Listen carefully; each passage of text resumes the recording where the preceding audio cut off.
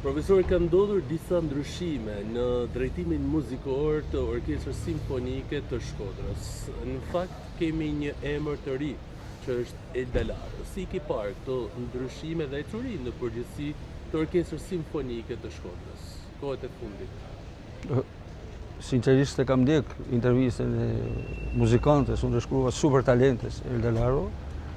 Edhe ndryshimi nga njëherë sjell edhe një lloj pozitiviteti, një frymë të re me instrumentistët, se instrumentistët ata janë, lutem, po një frymë e re mendoj duhet. Pastaj më përmendën një emër, unë e kam ndjek thash intervistën, edhe që mos kthehet në debat mediatik, se nuk është për media, kjo është çështje e brendshme e drejtuesve dhe e muzikantëve. Elda Laro përfaqëson një muzikante e cila ka kaluar shaqet e Shqipërisë, të Shkodrës dhe është me njohje ndërkombëtare. Në Itali, në vitin 2008, Elda Laro ishte e njohur. Nuk është kollaj për të qenë e njohur, krahas shumë individë tjerë, sa mirëprikur e tjerë, që kujtohen tashti, por Elda ishte e njohur.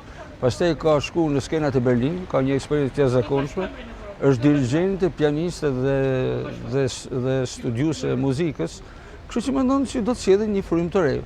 Pa anashkaluar fare kontributet e asnjë individi, as të mëparshme. Bile më kujtohet atë ditë kur po zhvillonte kjo që banë atë konkursin për instrumentistët, unë i pash atë zhurin shumë optimista për pjesëmarrjen. Dhe thaq, në asnjë vend të botës nuk ka një dirigjent stabil. Dirigjentët ndryshojnë. Çfarë mendon se mund të japë ndryshe Orkestrës Simfonike?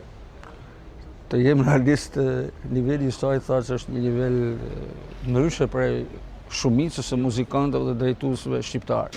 Shkolla e dirigjimit ka nevojë për ndryshime herë, me thënë vërtetën, siç ka shkolla e frymës, shkolla e shumë instrumentave, por do të sjellë një frymë të re, të cilën mendoj do të ndikojnë te instrumentistët, një komunikim të ri dhe një përgjegjësi të re, dhe një repertor të ri, që do të ngrisin nivelin e qytetit.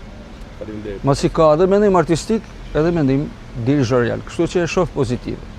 E përsëris edhe një herë, pa harru kontributet e asnjërit, pasi në atë institucion, i cili ka fillimet që në vitet 77, mas viteve 90, në vitin 2005 e kam shkruar projektin, është zhvilluar projekti për zhvillim 2004 për zhvillimin e kulturës, është pra po u fut në historinë, ka një tradit, nuk është thjesht për ta mbajtur, duhen investime, duhet mbështetje, po mbi të gjitha duhet një menaxhim i ri dhe një drejtim i ri dhe ju uroj edhe Eldës, edhe instrumentistëve se këto janë instrumentistët, suksese dhe arritje për artin në Shkodër, muzikën, për të sjellë një dimension tjetër.